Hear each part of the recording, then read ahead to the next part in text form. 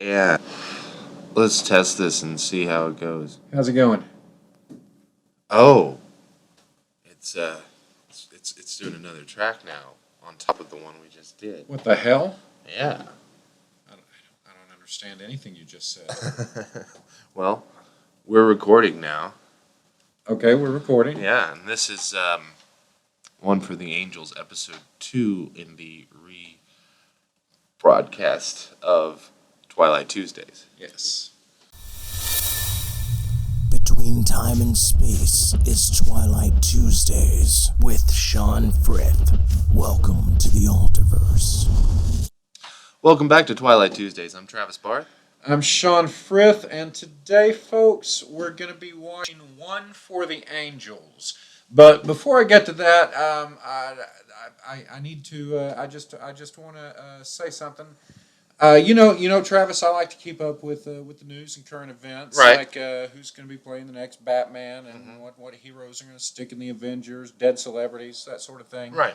Well, something much more important than that happened last week. We're recording this.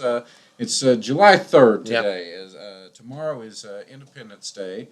And this is going to be going up on Tuesday, July 7th. Look, I just committed, Travis, so now it's got to happen. It was a week ago. I believe it was a week ago to Travis that the Supreme Court has legalized gay marriage across the entire country. That's right. That's right. And I've been making a point this week, Travis, to congratulate all of my friends in the LGBT community, and let them know that they've had my support this whole time, and how happy I am, and I could not be happier for all my friends, all my personal friends here in town, all my friends out there who are listening, and everybody else who's a part of that community. Good on you guys. We are so happy that this good fortune befell you. And unfortunately, Travis, I know that there's still battles to be fought for our friends in the community, and there's still a lot of prejudice out there that they're going to have to face, unfortunately. But if I can borrow one of your phrases, guys, it'll get better. Yep. And this is the first big sign of that. You mark my words, it'll get better. And all these dumbasses will get their heads out of their asses or die off anyway. And Yes. And pretty soon it's just going to be the society we live in, and that's where we need to be. So congratulations to you guys out there. We're with you, and we couldn't be happier. Yes, and I second everything that you said and completely agree with you. So Fantastic. Hey, Travis, do me a favor and fill these guys in real quickly about your Superman project. well, what's going on is we're making a fan series. It'll be a 9-episode serial that's going to be coming out sometime next year, and it's called Superman 3 Earths, and it's the kind of the flagship project right now for the Altiverse Productions, and it you have Lex Luthor, and he builds a ray which wipes out all human life, makes them vanish, and It's awful. and kidnaps Lois Lane, and so Superman goes off after him, and Why would anybody do that? well, because he's evil, Man. and I mean you'll have to watch it and find out. Can you be evil if all of humanity is gone and there's nobody to compare your evil to anymore? Well, you have to watch it and find out what happens, or read the rest of the script. You know? I can't wait to find out. Yeah. Well, continue, please. And in the meantime, ends up meeting Superman from another Earth, from the Golden Age era, based off. So it's loosely based off of the George Reeves and Kirk Alyn Fleischer cartoons era Superman, and they team up together to go fight two Lex Luthors. That sounds very exciting. And Batman and Flash and Green Arrow show up along the way. I can't wait to find out what happens. Now, the reason I ask you to bring this up, Travis, is you've cast me in this thing. You've cast me as Jimmy Olsen. Yes. This is the Jimmy Olsen from the Adventures of Superman. Yeah. This is Jack Larson's Jimmy Olsen. Now I don't know why Travis cast me as Jimmy Olsen, folks. I don't look a thing like Jack Larson. I'm 6 feet tall and I'm close to 200 pounds, but he was a thin reed of a guy. But it is an older version of Jimmy Olsen all the same. Personally, I think I would have made a better Lex Luthor, but no, Mr. Fabulous Johnny Bryan has to play Lex Luthor, of course. So anyway. We have our first read through for this thing. This we read through. It was last Monday. I guess that would have been June 29th. Mm-hmm. So last week, Travis comes up to me. He says, Sean, will you be available Monday night to read through the script, the Superman script? I say, sure, man. Whatever you want. He said, good. We're going to meet at 8:00. I'm like, 8:00? What the fuck? Who starts a rehearsal at 8:00? I mean, I'm an early to bed, early to rise kind of guy, folks. It's around 9:00. Yeah, I'm 45 years old. All right, it's around 9:00. I start getting ready to get into bed, watch a little TV before I go to bed, and right around 10:00, I'm usually out. So 8:00. All right, 8:00. We're gonna have our read through. Then he says, "Oh, it's at your ex-girlfriend's house." Okay, fine. It's at my ex-girlfriend's house at the same time, which is fine. Polly and I get on fine. This was 15 plus years ago. The two of us dated. We get along just fine. So that's no big deal. So it's Monday night. It's June 29th. I get out of my squalid little apartment to go to Polly's mansion for this read through. So I get there, 8:00. I'm there. All my friends are there. We've everybody in this thing. They're people that I've worked with before. I love them. All my friends are there, except Travis. Travis is missing. It's 8:00, and Travis, who is the writer and producer of this, John. You guys know John if you're listening to John and Travis's show. John is directing this thing, and neither one of them are there. This whole cast is here, so we sit around and we're talking and whatnot and chit chatting and of course this whole time I'm watching the clock, man. It's a school night, which is to say I got to work the next day, and I'm watching the clock go 8:15, 8:20, 8:30. No Travis.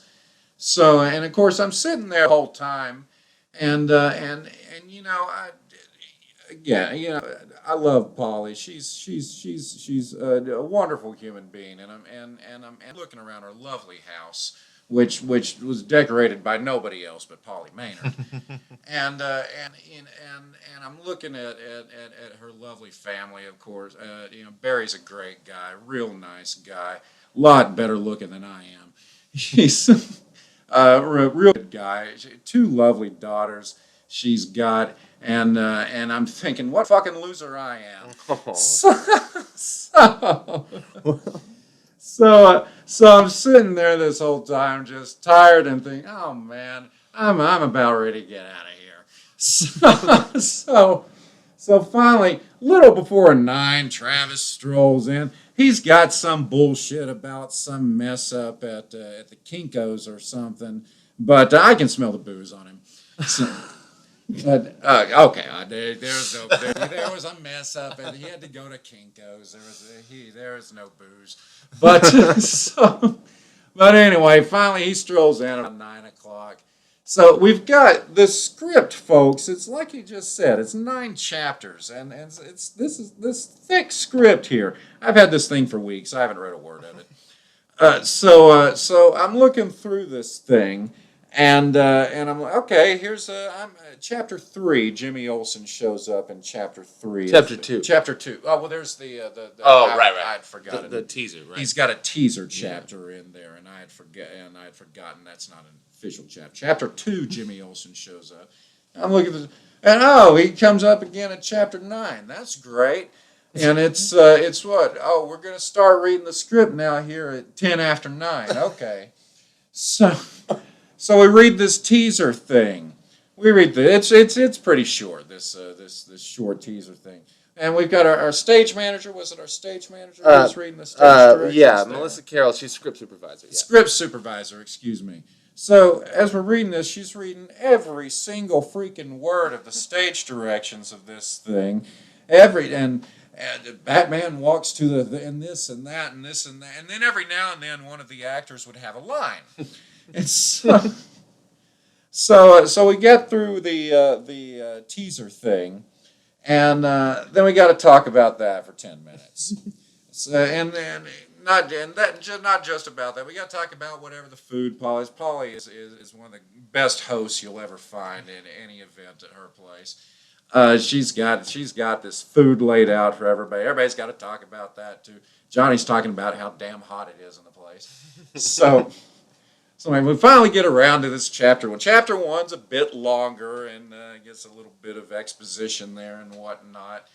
And then we got to talk about that afterwards. Another 10 minutes goes.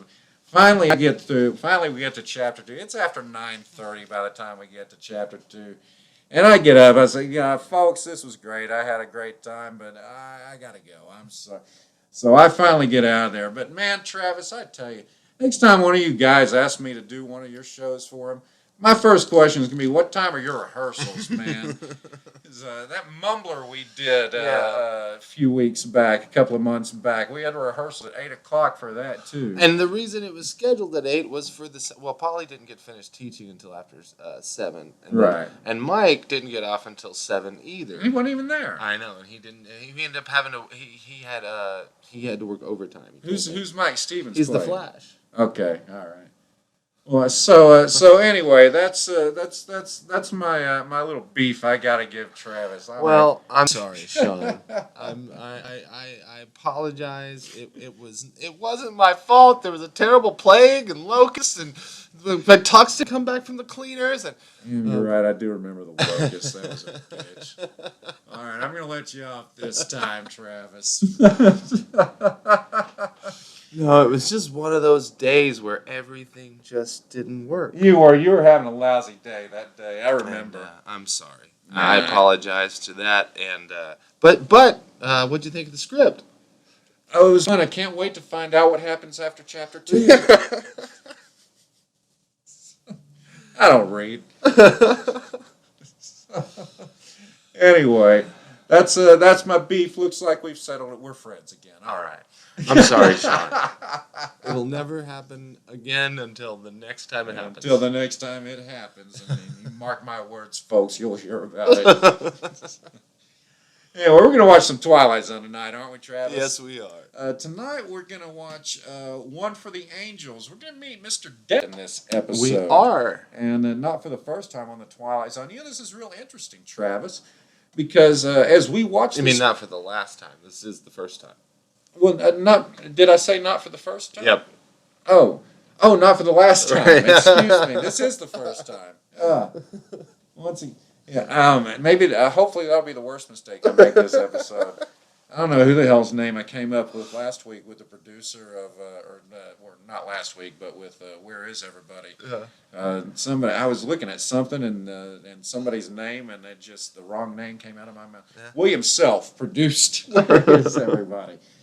So anyway, as we watch this, you can do a little character study because currently you are playing. I'm playing Death for me in Death Knocks by Woody Allen. We're doing Death Knocks by Woody Allen. Mm-hmm. You're going to play, and Mr. Fabulous Johnny Bryant is playing Nat Ackerman in production.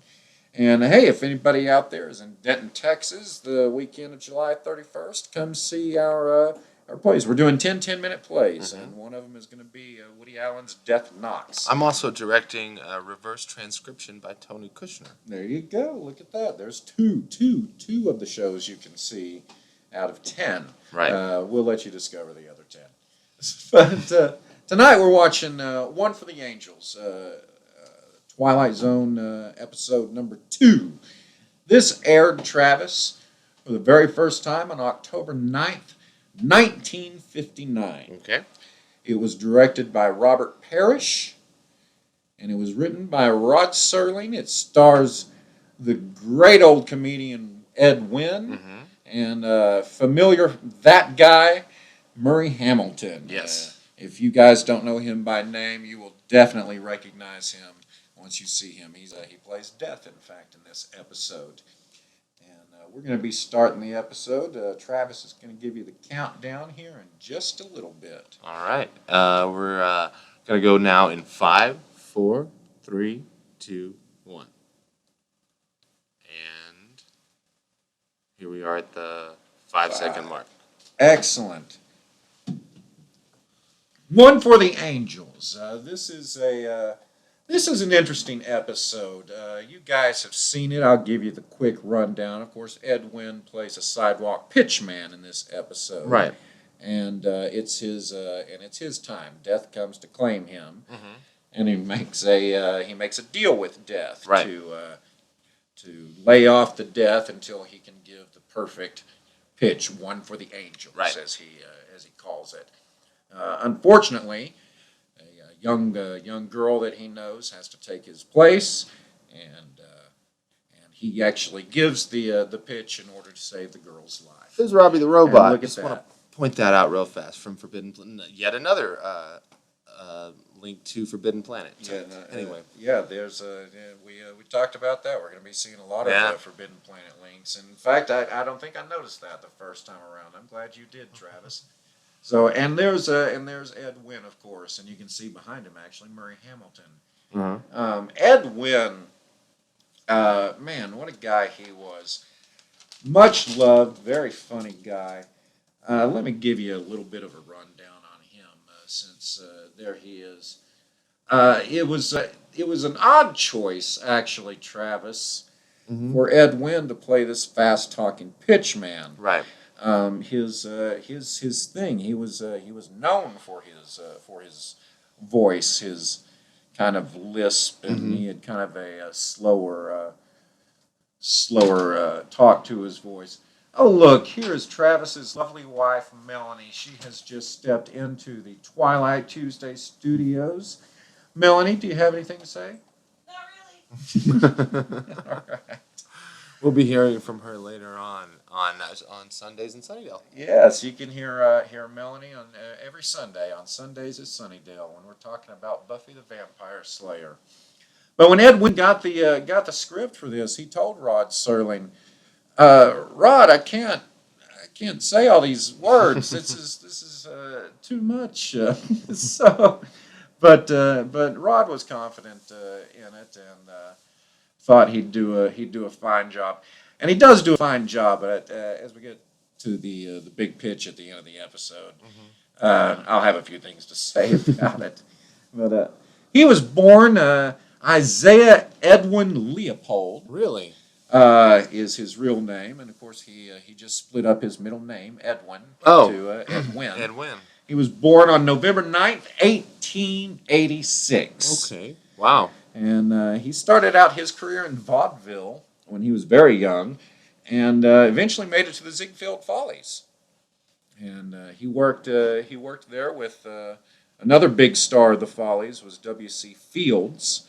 And there's a legend, I don't know how true it is or not, but there's a story anyway that one night Ed Wynn was mugging for the audience behind W.C. Fields while he was doing his act. Right. And Fields hit him over the head with his cue stick and knocked him out. Oh. So they apparently had a long-running feud for a few years there, and then made up. But he started out in Ziegfeld Follies and onto Broadway, and then he arranged an actors' strike. and the Schuberts boycotted him. He couldn't find any work. And so he wrote and directed a lot of stuff, and that took him to Hollywood. And unfortunately, he only got a handful of roles throughout the 30s and 40s, and his opportunities kind of dried up. Oh. And he kind of considered himself a has-been around that time. Now, he did in 1950, he hosted the Camel Comedy Caravan. Okay. And boy, already that makes me want to have a smoke. Yeah. Right. I don't know if Joe Camel was around then or not. I'm sure somebody out there can tell us. 1950, he may have been. And he won an Emmy for Most Outstanding Live Personality. Oh, okay. So he did have that. And then in 1951, he was the Mad Hatter in Disney's Alice in Wonderland. Of course, yeah. A lot of our listeners... that's probably What he's most that's known one for. of the things that he might be most known for, and of course, the character of the Mad Hatter for Disney's Alice in Wonderland was based on looks, and the voice, of course, was his. It was intended to be Ed Wynn. Yeah. So he had a very distinctive voice. Everybody knew Ed Wynn.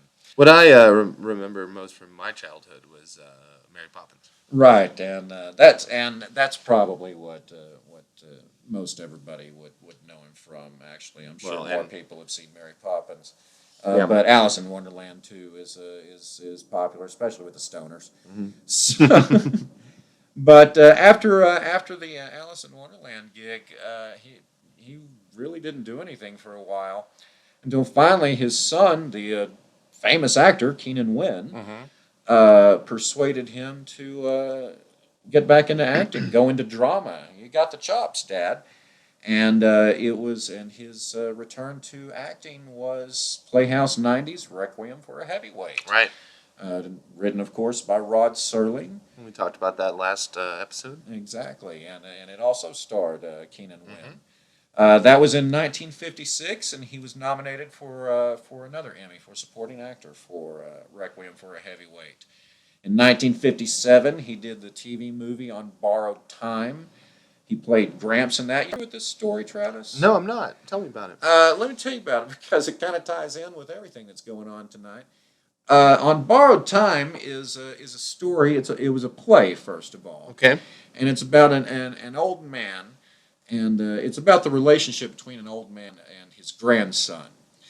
And death comes to claim the old man one day. Okay. The old man has this odd power that is established earlier in the play. Anybody who climbs up into his apple tree or whatever tree, if he commands them to stay in the tree, then they stay there. They can't get down. Okay. So he sends Death up to the tree to get him a final apple or something, and he makes him stay up there. Okay. And so now nobody's dying. So this is On Borrowed Time, and it was made into a movie earlier than this too. I think it may have been it was Lionel Barrymore who played Gramps in the movie. Okay. Excuse me, folks. And so anyway, he was nominated for another Emmy, a Best Actor Emmy for this one. Then of course he started getting a lot of work after that. He got into films. Diary of Anne Frank, 1959. He was nominated for Best Supporting Actor Oscar for Diary of Anne Frank. Okay. In 1961, he was in The Man in the Funny Suit on the Desilu Playhouse. And he was nominated for another Emmy for that. And then he did a couple of Twilight Zones. This isn't the only time we're going to see him in the Twilight Zone. He's also in the episode 90 Years Without Slumbering. Okay. And so we'll be checking that out here in a couple of seasons. 1964, of course, was Mary Poppins. He played Uncle Albert. And every time I say that, I hear a Paul McCartney song in my head. Of course, yeah. Which I won't sing. Travis gets mad at me when I sing. I can't. It's probably a good thing for you listeners out there. Otherwise, I'll break into song. You guys will shut this thing off automatically. Good God, I don't want to hear this. It's bad enough having to hear his voice prattle on. But yeah, he played Uncle Albert and Mary Poppins to much acclaim, and generations of children fall in love with him every year because of that role. His last credit was in 1967, Walt Disney's The Gnome-Mobile, and he died on June 19th, 1966. He died on my birthday, Travis. Aww. 4 years before I was born. So Well, that's Ed Wynn. yeah. That's all I got to tell you Yeah. about him. Except he was a funny guy, and he does a really good job in this episode. But like I say, he made a little right about it not being the exact right part vocally for him. I'd like to point out the production design and in the background here in these scenes where you see Pinocchio and Cinderella hanging on the walls and stuff like that. That is interesting. I love that, just that extra, detail to tell us a little bit more about his character. Yeah, that is interesting, and I wonder what kind of deal had to or was to be made for that up there. I don't know. Maybe CBS just stuck him up there and didn't even worry about it. Well, what? No, Well, Disney was on ABC. So that's interesting now that I think about it.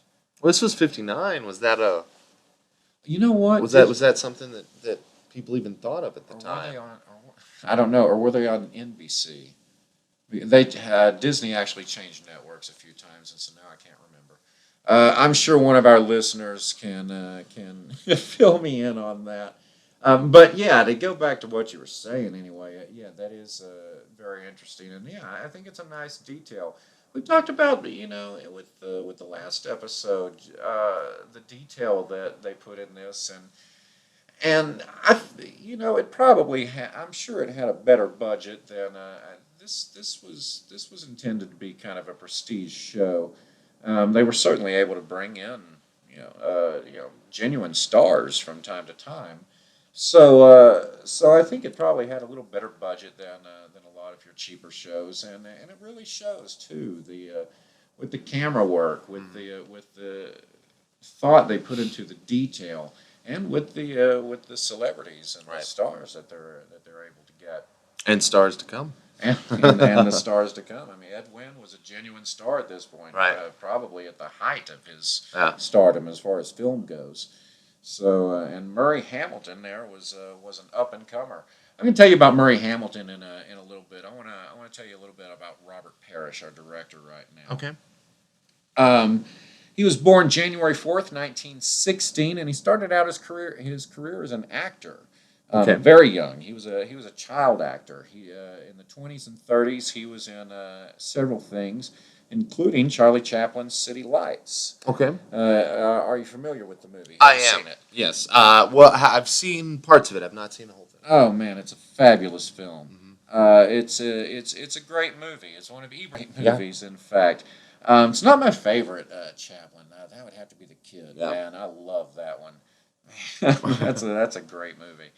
But yeah, he was an actor, and then decided to go behind the camera, and he was an editor throughout the 40s. And in fact, a couple of the movies that he edited, Body and Soul, which was a movie starring John Garfield. He played a boxer in the movie. Okay. He won the 1947 Oscar for Best Editing, and he also edited All the King's Men. Oh. Of course, starring Broderick Crawford, Best Picture of 1949. He was nominated for editing that. Speaking of editing, I wonder if he had anything to do with the editing of this episode, because I love the way that this sequence is edited right here. As Edwin leaves his apartment and goes down the stairs, and Death follows him all the way downstairs, or is one step ahead of him all the way down the stairs. You're absolutely right. And the first time we watched this episode, you pointed that out to me. In fact, and yeah, I think it is really neat. It's it's just a small effect. And it's something that you've seen before, but when it comes to editing, timing is everything, Right. man. And yeah, you're absolutely right. It's just the whole timing of this makes it, it's coming, but there he is, Right. and it's Right. a constant little surprise every time, Yeah. and it's you get a little giggle out of it every time it happens. I bet you're right. I bet he did have a hand. As somebody who's just barely dipped his toe in such things. I know what a kick editing is. It's fun, Yeah, man. yeah. And I can understand why directors like to edit as well. If not, he certainly thought as an editor when he was shooting it. So Absolutely. that when it was edited, it would run that way. And then it was in the 50s that he decided he wanted to be a director, and he directed for the rest of his career through around the mid 70s. This, in fact, is not the last Twilight Zone of his. We're going to see him a couple of more times. He's going to direct a Stop at Willoughby and The Mighty Casey. Okay. And he didn't really direct anything terribly of note, to be honest. However, two titles do stand out to me. He was one of the 5 directors who handled Casino Royale, Okay. the original Right. Casino Royale with David David Niven and Peter Sellers and Woody Allen. And it is the mess that you would think a movie with 5 directors would be. Have you ever seen the original? I've not. I finally got a hold of I finally bought a copy of it. I finally got off of Amazon here recently. I haven't watched it yet, and I'll tell you the reason. Actually, I really wanted it is I'm a James Bond nut, first of all, folks, and I guess kind of a completist. So I wanted it for that, and I'd been holding off on that. But the reason I really wanted it is this same DVD set, Travis, has the original television production of Casino Royale I didn't even know there was one. that aired back in the 50s.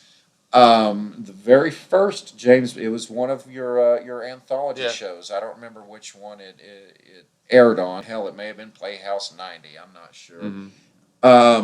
Probably wasn't. But Texaco something. Maybe. Oh, Texaco Star Theater No, that or was something? That was That's Milton Mel- Berle's thing. So anyway, forget that. One of our listeners can fill me in on that. But the original Casino Royale, Barry Nelson played James Bond, and the only thing you would know him from is he played the hotel manager who hired Jack Nicholson in The Shining. Oh, okay. He was the first James Bond. No he shit. was the very first James Bond. Now, every time you watch The Shining from now on, that's all you're going to think of when you see him on the screen. Yep. And Peter Lorre played Louis Chiffre in this, the bad guy who Mads Mikkelsen played in the Daniel Craig version, and Orson Welles played in the 1960s original one. That was Peter Lorre. So, and I've only seen that once, and that's the real reason I wanted to get that. But anyway, Robert Parrish is one of the directors responsible for the mess that is Casino Royale. And of course, John Huston is also one of the directors responsible for that mess. And The Bobo is another film that he directed, and that's a Peter Sellers movie. It's a silly movie. He plays a singing bullfighter. So if you like silly Peter Sellers movies, check it out. And Robert Parrish died on December 4th, 1995. So that's all I got on him too, man. But he had an interesting little career. He won an Oscar. Here we are at the pitch. Yes, this is the pitch. This is the big climax, and we're going to be seeing a little bit of his abilities, Ed Wynn's abilities here to deliver one for the Angels. And unfortunately, I don't think he's quite successful at it. He was absolutely right. He made the right call. He just does not have the right voice to be one of those fast-talking pitchmans. Right. Like, think of Robert Preston in The Music Man. Yeah. Or Dan Aykroyd on anything on Saturday Night Live when he was a salesman. Yeah, exactly. Anything with Danny Kaye. Yeah. Didn't you? Am I mistaken in thinking that this was offered to Danny Kaye, or is that another episode that I'm thinking of? That's not. No, I think Rod Serling wrote this specifically for Ed Wynn. In fact, I'm pretty sure of that. Danny Kaye, of course, does make a trip to the Twilight Zone. He's in Paladin of the Lost Hour. Right? That's right, in the '80s version of the Twilight Zone. And maybe that's what I'm thinking of. And with any luck, you guys will be able to hear Travis and I talk about Danny Kaye and Paladin of the Lost Hour when we get to that one. So the pitch doesn't work for me, but it seems to be working on Murray Hamilton well enough.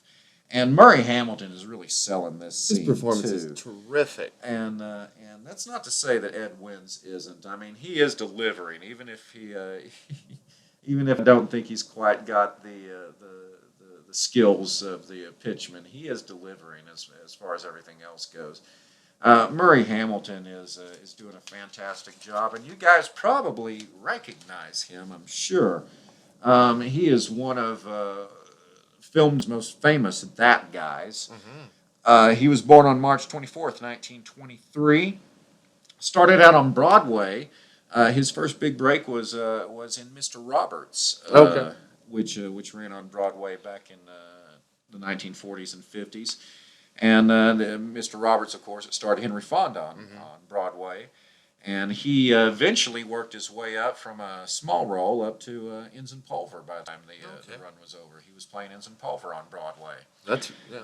And if you guys haven't seen the movie Mr. Roberts, by all means, check it out. That is one great movie. I've actually never seen it. Have you never seen that, No. man? Oh, that's a fantastic film. Jack Lemmon,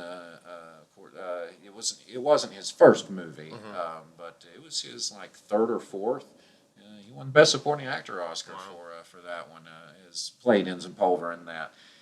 And according to James Cagney, of course, is also in the movie, and it was William Powell's final film. Okay. Wow. So, I mean, I know about it. I've just never seen it. Oh yeah, great movie. Anyway, Murray Hamilton, he played Ensign Pulver on Broadway, and then got into film and TV in the early '50s. You can see him in Billy Wilder's Spirit of St. Louis, and you can see him in Otto Preminger's Anatomy of a Murder, and of course. Some of you might recognize him from Mike Nichols' The Graduate. He plays Mr. Robinson in The Graduate. I remember him as Mr. Robinson. Of course, everybody remembers Mrs. Robinson, Yes. of course. He's got a great scene, in fact, when he encounters Benjamin toward the end after he's figured everything out. Yeah. Oh, and I forgot to mention, he's also in The Hustler. And he kind of made another trip to Rod Serling's Twilight Zone. He was in the Night Gallery anyway, which is kind of a little offshoot. You go into the Twilight Zone cave. I think there's a little side cave where all the artwork is, and that's the Night Gallery. He was in Dr. Stringfellow's Rejuvenator in the Night Gallery. And if you guys don't recognize him from any of the other movies I've mentioned, I know you recognize him from Jaws. Yeah. He, of course, played the mayor of Amity Island in Jaws and Jaws 2, and he's just wonderful. And God, I mean, you hate him but love him. Right. I mean, jeez. For crying out loud, dude, there's a shark killing people. Will you close the freaking beach? And they did the same freaking thing in Jaws 2. The shark is eating people again, man. Right? Close the freaking... Well, no, it's not on there. Anyway. But, if you close the island, we wouldn't have a movie to watch and enjoy. So. That's true. And goddamn, what a great movie that is. It is. Such a... I don't know. I think it's one of those... Well, never mind. I was going to say it's one of those, nobody ever listed as one of Spielberg's greatest, but yeah, they do all the time, so never mind. Yeah, they do all the time, and it's one of our great horror movies. It's one of our Hall of Fame horror movies. For my money, it's one of the best things Spielberg ever directed. Yeah. And he directed some great stuff, don't get me wrong. You can also see him in the Amityville Horror, in the original Amityville Horror, and again in Spielberg's 1941. Okay. Which is a movie I think is a lot of fun. Yeah, it is fun. I enjoy 1941. I haven't seen it since I was in high school. But I'll tell you, I'll watch it before I watch Color Purple again. That movie's a piece of shit. Personally, I found it offensive, and I don't see how anybody else didn't.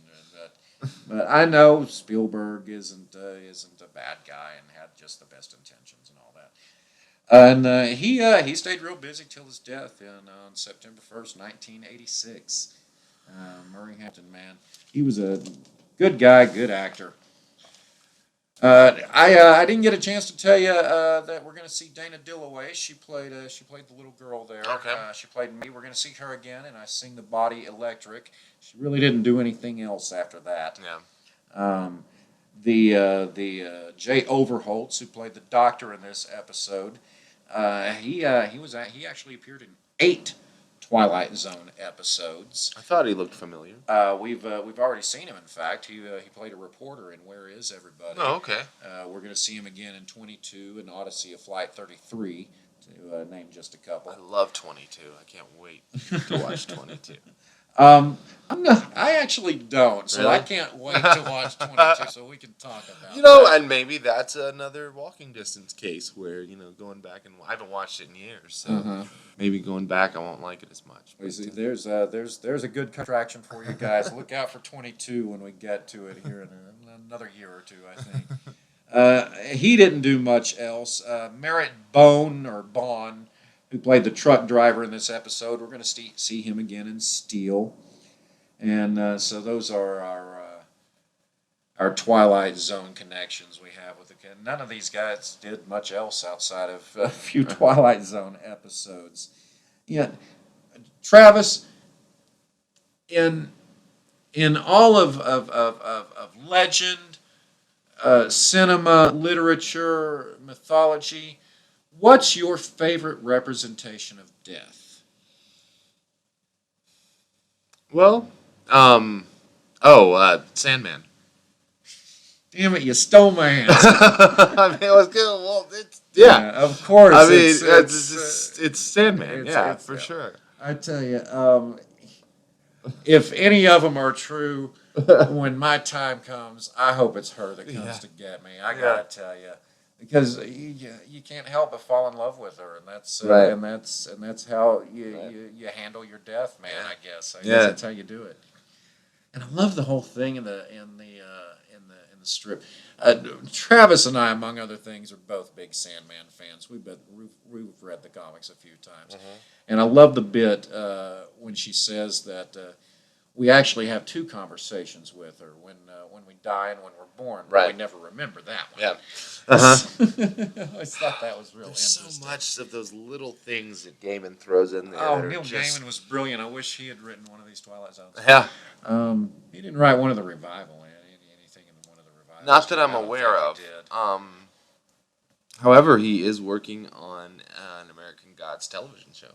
Oh yeah, he's writing them. So I had read about that. Yeah, that'll be interesting. I read that when it first came out, but I got to admit I don't remember a whole lot about it. I need to go back and look at that. But yeah, man, you stole my answer. Sandman's death is my favorite death. I guess I'll go with my second favorite. What's his face out of the Seventh Seal? We're gonna make you. We're gonna make you up to look like the Seventh Seal death. Is that Max von Sydow? Or is he the other guy? Max von Sydow played the Knight. Okay. I'm sorry, I can't tell you the actor who played Death in that. But Seventh Seal, there's another movie recommendation. You'll get a lot of them from us. Seventh Seal, Jaws, whatever the hell else we mentioned. Like you guys haven't seen Jaws. So anyway, Travis, next week, I want to point out next week we're going to be watching Mr. Denton on Doomsday. Yep. With Martin Landau. With starring Martin Landau. And after that, next week we're also going to be posting, if I'm not mistaken, we're going to be posting the 16 millimeter Shrine. If is this it? No. I want to. Yeah, let's. We're doing the 16 millimeter shrine. Yes. Exactly. So look out for that next Tuesday, folks. That's Mr. Denton on Doomsday and the 16 millimeter shrine we're going to have for you. Travis, what'd you learn this episode? Oh, I learned that you should always carry toys because it might save a little girl's life. Well, you're right about that. You'll have something to sell, Ted. Okay, real good, Travis. These lessons are going to get better, I'm sure. I'm sure they'll get better with the next one. In the meantime, Yeah, I'm done. excellent. Until next time, folks. I'm Travis Barth. I'm Sean Frith. Thanks, folks. Twilight Tuesdays is produced by Altiverse Comics Productions. Executive producer, Travis A. Barth. Produced by Sean Frith and John W. Chambers. Altiverse Comics Productions is recorded live at the Altiverse Comics Studios. Studio support by Broken Lock Productions and Fairfield Studios. Zone in next week for another episode of Twilight Tuesdays, an Altiverse Comics production.